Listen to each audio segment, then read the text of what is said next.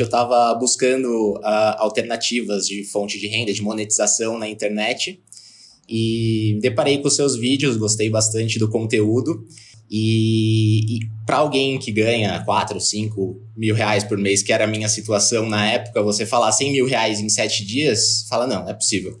Gosto muito do conteúdo, tudo que ele fala faz muito sentido para mim, mas é muito distante. Então, parecia que tinha alguma coisa que me falava assim, cara, você vai cair mesmo nisso? Você acredita nisso? Você acredita que dá certo? Não vou cair nessa. A situação era essa. Tipo, quando você fala para uma pessoa 100 mil reais em 7 dias, você fala, não é possível, tem alguma coisa errada aí. Nós somos arquitetos, nós não somos dessa área, né? Eu também te conheci através dele, né, Liz? E eu vinha muito de uma experiência de ter... uma coisa cultural mesmo, mas eu era muito, assim, cativada por essa coisa do presencial. Eu não achava que ia funcionar da mesma forma essa transformação na vida das pessoas se a gente tivesse agora um produto online. Então, eu tendia a achar que não ia ser tão bom. Para muitos dos meus alunos tem alguma coisa que é falado num tempo que gera uma gota e fala assim, não, agora vai. Qual foi a gota d'água para você? A gota d'água foi ver players que eu seguia na época, né, players grandes, inclusive, fazendo lançamentos. Eu falei, bom, se os caras estão fazendo, por que eu não tenho que fazer também, né? E quando eu vi esses players do nosso nicho fazendo lançamento, eu acho que a gota d'água foi, assim, entender que nós éramos, no nosso ponto de vista, né, tínhamos um conteúdo melhor do que o deles, e que eles com menos, não vou dizer capacidade, assim, mas menos talvez, experiência. Menos currículo. Estavam sendo muito reconhecidos por aquilo porque tinham se lançado, né, na internet. Estavam virando autoridades. Então, é quase que como se fosse inevitável a gente não entrar para esse mundo. A gente tem que entrar também, senão a gente vai ser engolido. Eu acho que quem não está no mercado digital hoje... Assim, hoje a gente tem essa consciência. Na época a gente não tinha tanto. Antes da gente se conhecer... começar a namorar e começar a trabalhar juntos, nós éramos, vamos dizer assim, concorrentes. Porque eu lá em Porto Alegre, onde eu morava, trabalhava também dando treinamentos para esse nosso nicho, que é a gente dá aula dentro da arquitetura de um software, que é para ajudar os arquitetos a fazerem seus projetos. Na verdade, o Léo, por ter já pesquisado antes, já te conhecia, ele já sabia que existia um caminho no online.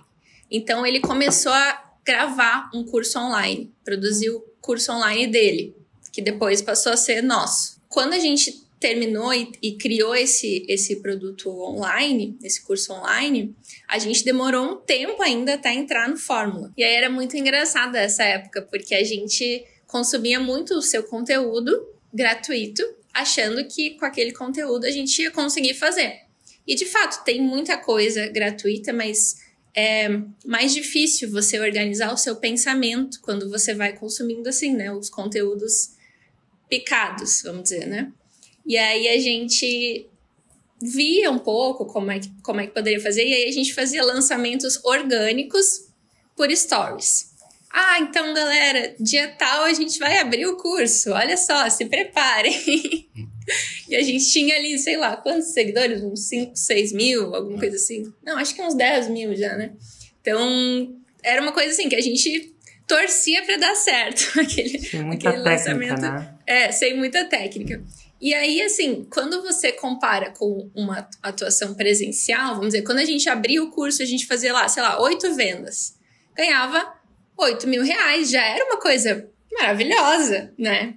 Então, tipo assim, tô aqui, já consegui vender e já, olha só que renda ótima que a gente já conseguiu assim. Aí teve uma turma do Fórmula e a gente não se inscreveu, a gente perdeu. E o Léo, que já tava assim, muito querendo isso, ficou inconformado. Nossa, como é que a gente perdeu essa oportunidade? Meu Deus, agora só tem daqui a X meses. E aí ele tava muito naquela euforia.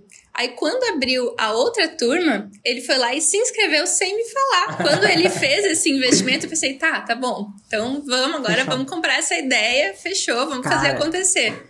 Então, depois que a gente entrou no Fórmula, é que a gente foi entender, assim, que a gente estava assim muito no rasinho do entendimento, apesar de nos considerarmos muito consumidores de conteúdo. A gente era antenados, assim, tentava pegar as dicas, assim, que você dava, que a gente via, mas só depois de ter entrado no Fórmula que a gente conseguiu organizar o que a gente precisava fazer realmente. A gente teve a síndrome do burro inteligente, de achar que não precisa, antes de entrar, né? Um pouquinho antes de entrar, antes de eu estar comprado, eu falei, não, isso aí eu acho que eu consigo fazer sozinho, né?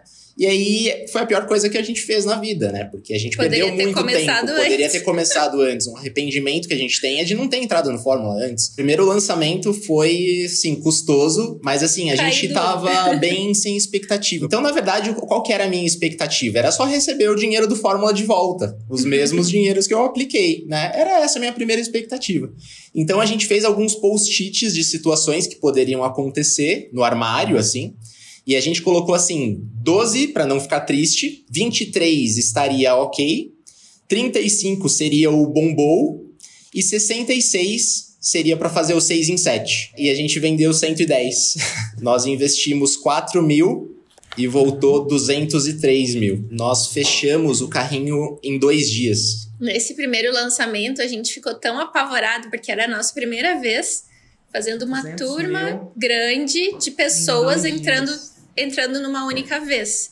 Então a gente ficou tão nervosos com a quantidade de pessoas e pensando que a gente não ia conseguir dar suporte, que a gente terminou as primeiras 48 horas e encerrou as vendas. Então a gente poderia ter feito mais.